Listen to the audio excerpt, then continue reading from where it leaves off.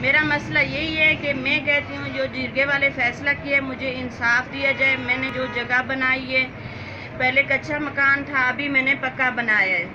جب میں نے مکان شروع کیے، مکان تیار ہو گئے، اس کے بعد میرے شوہر کی جو پہلی شادی ہے اس کے بعد خنفسر نے اور جرگے والے نے، اسی رشتہ داروں نے مل کے جو ہے نا مجھے دھمکی دی ہے جان سے مارنے کی۔ انہوں نے بولا ہے میں یہاں سے وہ مکان چھوڑ کے رات کو 12 بجے میں تو میرا خاوند دونوں چلے گئے۔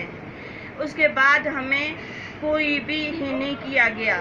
کسی نے سال بعد میں واپس آئی ہوں، میں نے کہا ابھی معاملہ ٹھنڈا ہوگا، کوئی انصاف ہمیں ملے گا۔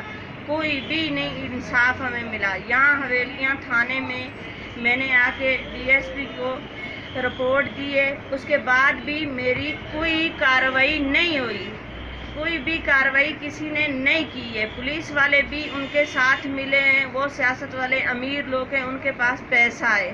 ہم غریب ہیں، ہم در بدر بھٹک رہے ہیں، دھکے کھا رہے ہیں۔ ہمارے جو گھر والے میرے سسرال والے ہیں وہ بھی غریب ہیں، میرا سسرال جو ہے وہ بھی چارپائی سے اٹھ بھی نہیں سکتا۔